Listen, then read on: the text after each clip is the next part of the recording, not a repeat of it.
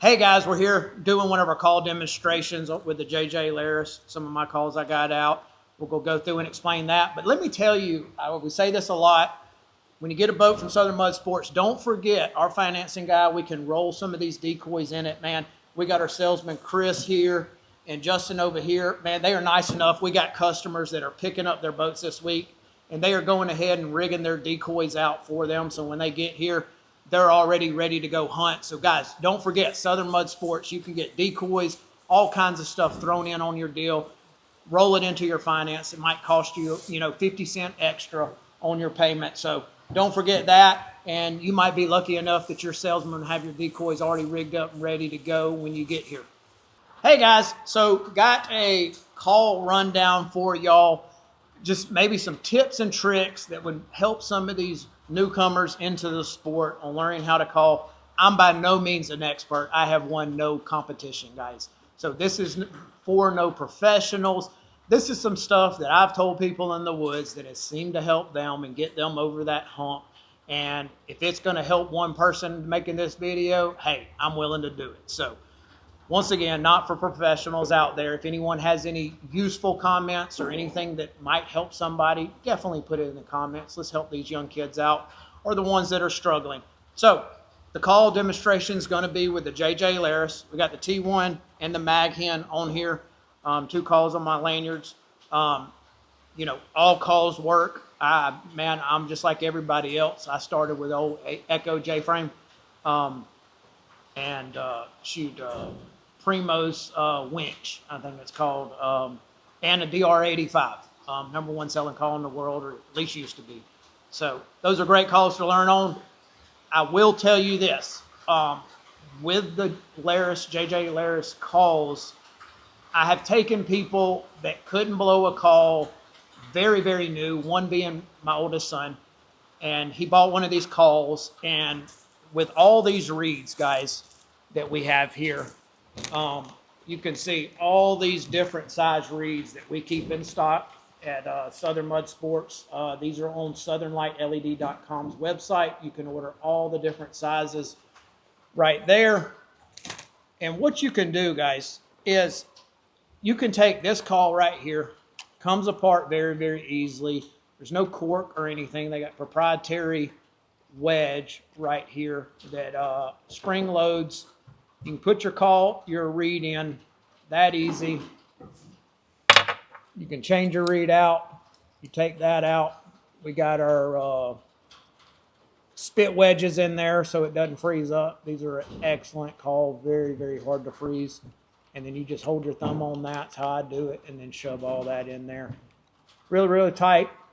And as you apply more air, it spreads that out and creates an excellent seal. And then also you see these 2 grooves here. There's 2 O-rings in there that you just push it in and twist. And it's not coming out. You don't have to, have another one holding your barrel right here. That's not going to come out. I typically position on my lanyard where the reed is up and the tone board is down. And once again, getting back to the reeds. So what you can do is we have all the way down to like a 315 reed, I think is the lowest. 315 reed. I don't think they have any lower. So as the number gets higher from 315 all the way up to, I think I even have some 390s that, 390s right here. So every 5, number 5 increments between there, the reed is actually getting longer. The smaller the number, the shorter the reed, the larger the number, the longer the reed. One thing that I love about this system is, everyone tunes their reeds, tunes all this stuff. With Laris, you don't have to do it. You order the reeds that you think you need to blow, and as you get better and better, in my opinion, you can go up to a longer and longer reed. You're going to be more versatile. You're going to be able to get louder. You're going to be able to do more tricks that I think with a longer reed, so you can build up. So what you have is you have a call that can be for, a beginner, speaking for my oldest son that I taught, and he picked this up immediately with getting him in the right reed that will handle his pressure. Pressure being the smaller the reed, it takes less pressure to break that reed. The higher the number, the more air you have to put into that call to get that reed to break over. And so let me start off. This is kind of how I have taught people. I got brought up with the dugga dugga, tuck tuck tuck, all the words, all the things. The way my mind works, that did not work for me. I understood the concept of what it was trying to do. The best of the best have taught people that way. There's nothing wrong with that. This is just maybe a different perspective that I did. I look at it like it's a musical instrument. I'm not musically inclined. I don't blow any or play any kind of instrument. So for me to say that really doesn't make sense, but that's the way I look at it.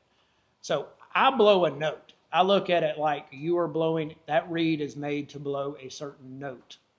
And once you find that note, it's manipulating that note with air pressure to change the sound of that call. So what I tell people is find that note that call makes to where the reed's breaking perfect. And that's what you need to practice doing. So this is what I taught my son. I said, hit that note, and he would keep coming back to me, and I'd be like, that's it, to where he could hold that note. So to give you a demonstration, we'll get into air presentation and type air after this, but this will kind of give you a breakdown. So I kind of find the note.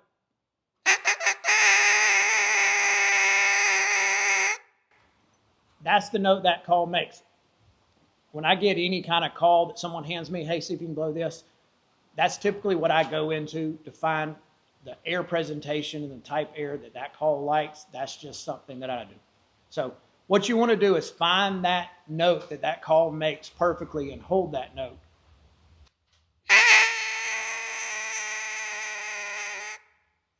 And then just transfer that note into a call, duck call. You just cut it off.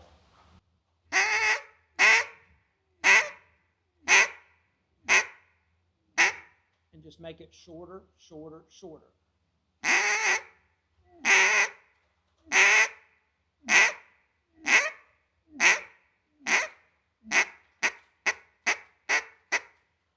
So you can kind of hear that note every time I blow.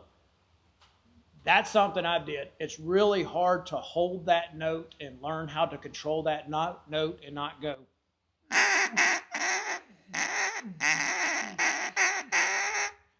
That's what a lot of people will start off doing. But you want to be able to pick that call up straight in the note.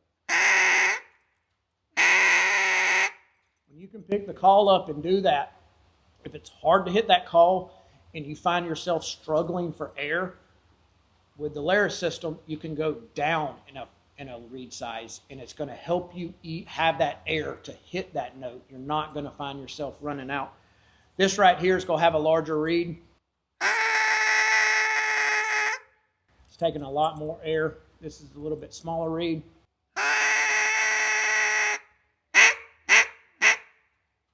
So, what air presentation is the next thing you need to learn in cutting off that air? I cut it off with a jaw movement like that. Don't know if that's correct, just what I do. And then using my tongue. And your tongue has to get really, really strong. This is not something that people think they're just going to pick it up and then, within a month or two, boom, you're done. This is going to be a situation where, heck, I've been blowing for 20 plus years and I still learn something every single year. And there's things that I cannot physically do on a call either. I'm just not gifted like that. So, but air presentation and cutting it off with your tongue, getting your tongue behind your teeth, flattening your tongue out to where it fills the whole top roof of your mouth is really key. And you're going to use that jaw like,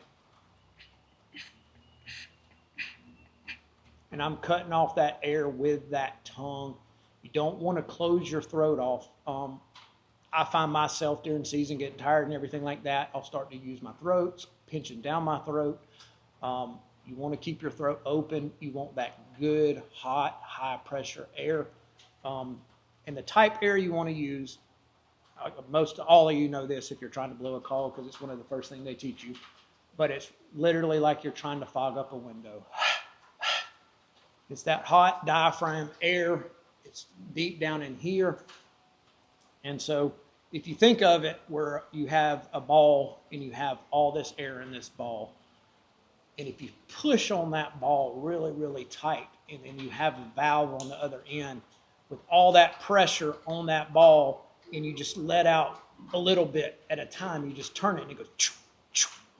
Think how long it's going to take for that ball to decompress versus if you have a big valve on the end and you're pushing on the ball and you open and close it, it's going to depress and run out of air very rapidly. So when you think of it like that, you have to have very, very little air, but it's got to be high pressure. So you're maximizing your lung capacity and able to blow longer because you're getting that high pressure air. To me, that comes with the tongue placement, the jaw, spreading out your tongue, not letting any leakage come out of your lungs. And that's something that comes over time. So you want to, spend a lot of time exercise, and blowing loud, blowing long. Not that you're going to blow at ducks that way, but it's just going to strengthen the muscles that's needed. And it gets, man, my lips go numb, and just sometimes like I'm done, and I can't blow anymore, especially early season, just out of routine. So kind of taught the high pressure air that you roll into the call, and once again, it's the tongue going to the roof of my mouth and using a jaw movement, and just closing that air off. You hear people blow multiple notes, this and that.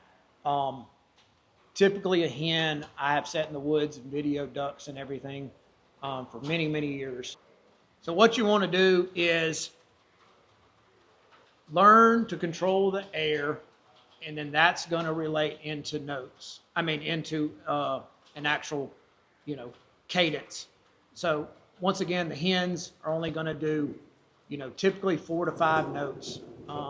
You can blow longer. I'll blow longer if I'm trying to break ducks and get their attention. We'll show you. I typically have like a breaking call, and then I'll have a finish call. It's a great way to kind of set your reeds up and everything with these Laris calls. But to break ducks, you can blow as many notes as you want because essentially you're looking at the ducks. You're blowing until they hear one note. You're loud. You don't have to be pretty, clean, anything. You're just trying to get their attention to where they're like, hey, I just heard something. Let's get a little lower and see what's going on. So to break ducks, you can blow as much as you want, cadence, whatever. Doesn't even really matter. So I'll kind of show you what that sounds like or how I break ducks. And this is typically a timber thing. This isn't big open water. This isn't big rivers. This isn't anything. This is, kind of timber demonstration. But I'll kind of hit them like this.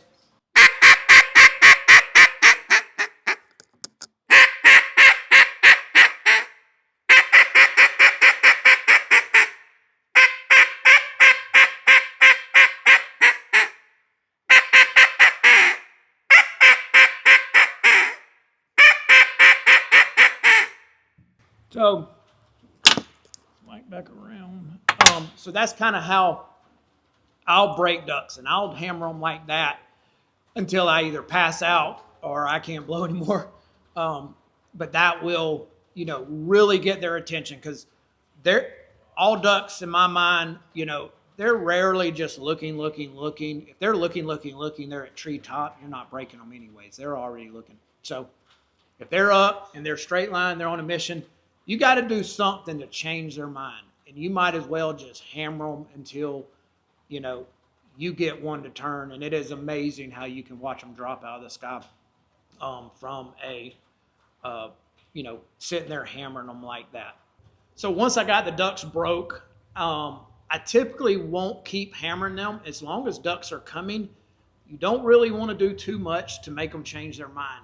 So if you ever see them when they're circling, if you ever see them taking a different route or they start peeling out, you want to go back to that call that broke them, and start hammer them, get their attention again.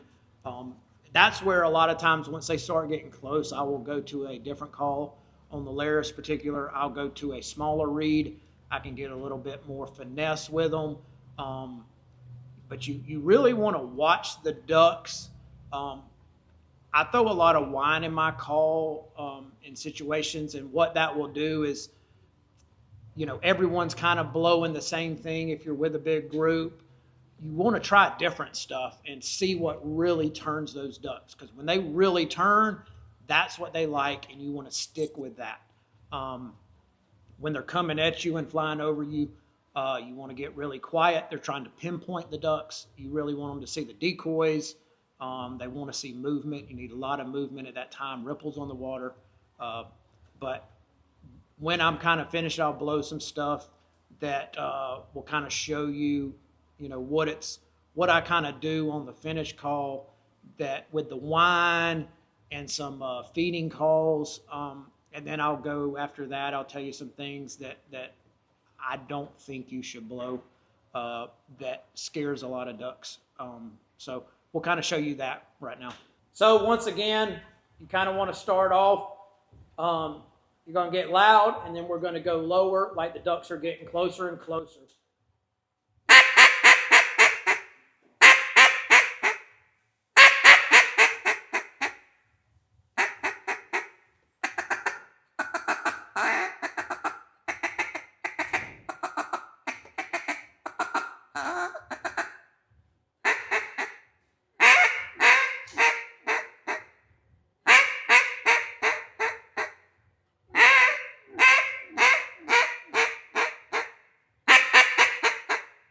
Then you have like a comeback call. So once they kind of pass you, and you want them to come back, you want to speed up that cadence, like, get back here. When they're coming in, they're getting ready to land, you want to slow cuck them in. You'll see them, they'll line up, they'll be straight, coming straight to you, downwind, landing into the wind always. But you just kind of...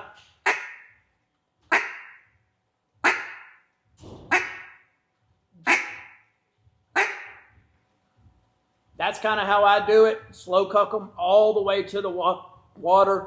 They like that little confidence. Typically, everyone else shut up. Let one person finish them. That can just, slow cluck them. You don't want to be... Some days they like it that way, but it's very rare. Slow cluck them all the way to the water. Sometimes I'll throw what I like to call my little turkey gobble in there. I have seen it drive ducks nuts. Makes no sense, but just kind of a little tip. I call it the turkey gobble.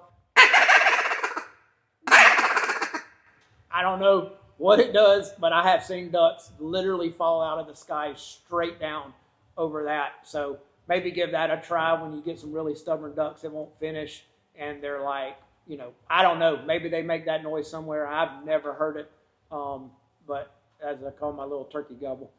One thing I wouldn't do is, I hear a lot of people, the slow clucking in versus a distress warning. Ducks typically make a distress call that alerts all the ducks around them that, hey, we're getting out of here. But it's kind of more like, that's kind of like a, what's going on? The slow cluck in is a bigger pause in between. It's just kind of a hen just sitting over there. I'll do the two demonstrations and the different ones. Don't do that. This is more what you want to do.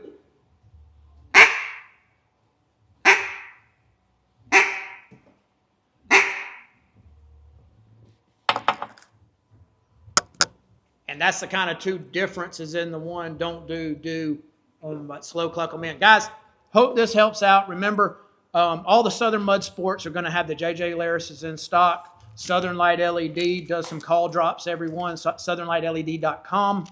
And, definitely pick up some reed packs. We try to keep them in stock. We got thousands of reeds.